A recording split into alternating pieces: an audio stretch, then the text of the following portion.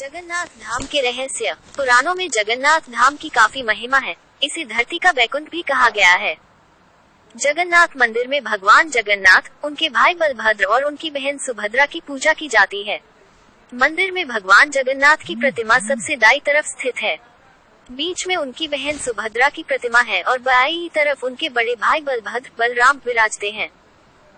महाप्रभु जगन्नाथ श्री कृष्ण को कलयुग का भगवान भी कहते हैं। ऐसी मान्यता है कि मंदिर में मौजूद प्रतिमा के अंदर ब्रह्मा जी का वास है। जब श्री कृष्ण ने धर्म स्थापना के लिए धरती पर अवतार लिया तब उनके पास अलौकिक शक्तियां थीं, लेकिन शरीर मानव का था। जब धरती पर उनका समय पूरा हो गया तो वो शरीर त्याग कर अपने धाम चले गए। इसके बाद पांडवों ने उनका अंतिम संस्कार किया, लेकिन शरीर ब्रह्मलीन होने के बाद भी उनका हृदय जलता ही रहा। पांडवों ने इसे जल में प्रवाहित कर दिया। जल में हृदय ने लट्ठी का रूप धारण कर लिया और उड़ीसा के समुद्र तट पर पहुंच गया। यही लट्ठा राजा इंद्रद्युम्न को मिल गया। ट्यूलप मान्यता है कि मालवा नरेश इंद्रद्युम्न, जो कि भगवान विष्णु के भक्त थे, उन्हें स्वयं श्री हरि ने सपने में दर्शन दिए और कहा कि पुरी के समुद्र तट पर तुम्हें एक दारू लकड़ी का लट्ठा मिलेगा, उससे मूर्ति का निर्माण कराओ। राजा जब तट पर पहुंचे तो उन्हें लकड़ी का लट्ठा मिल गया। अब उनके सामने ये प्रश्न था कि मूर्ति किन से बनवाए। कहा जाता है कि भगवान विष्णु और स्वयं श्री विश्वकर्मा के साथ एक वृद्ध मूर्तिकार के रूप में प्रकट हुए। वृद्ध मूर्तिकार ने कहा कि वे 1 महीने के अंदर मूर्तियों का निर्माण कर देंगे, लेकिन इस काम को एक बंद कमरे में अंजाम देंगे। 1 महीने तक कोई भी इसमें प्रवेश नहीं करेगा, ना कोई ताक झांक करेगा, चाहे वह राजा ही क्यों न हो।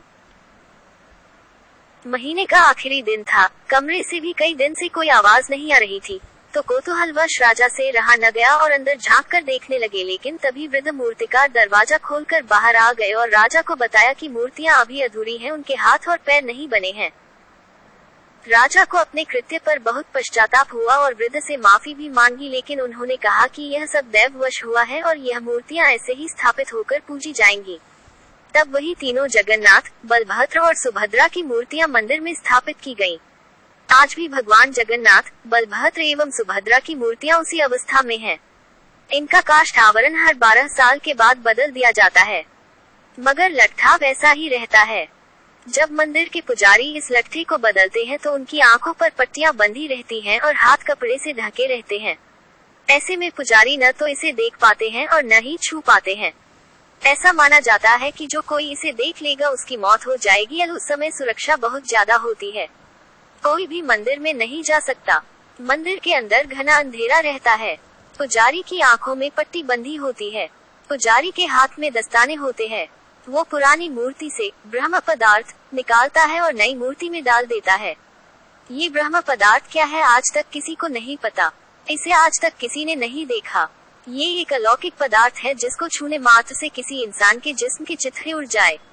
इस ब्रह्म पदार्थ का संबंध भगवान श्री कृष्ण से है, मगर आज तक कोई भी पुजारी ये नहीं बता पाया कि महाप्रभु जगन्नाथ की मूर्ति में आखिर ऐसा क्या है।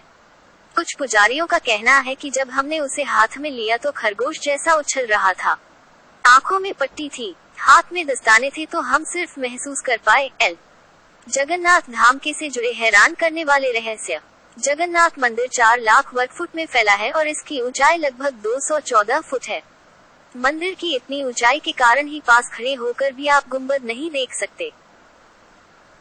भगवान जगन्नाथ मंदिर के सिंहद्वार से पहला कदम अंदर रखते ही समुद्र की लहरों की आवाज अंदर सुनाई नहीं देती, जबकि आश्चर्य में डाल देने वाली बात यह है कि जैसे ही आप मंदिर से एक कदम बाहर रखेंगे, वैसे ही समुद्र की आवाज सुनाई देंगी। आपने ज्यादातर मंदिरों के शिखर पर पक्षी बैठे उड़ते देखे होंगे, लेकिन इस जगन्नाथ मंदिर के ऊपर से कोई भी पक्षी या विमान नहीं उड़ पाता है। मंदिर के पास हवा की दिशा भी हैरान करती है। ज्यादातर समुद्री तटों पर हवा समंदर से जमीन की तरफ चलत।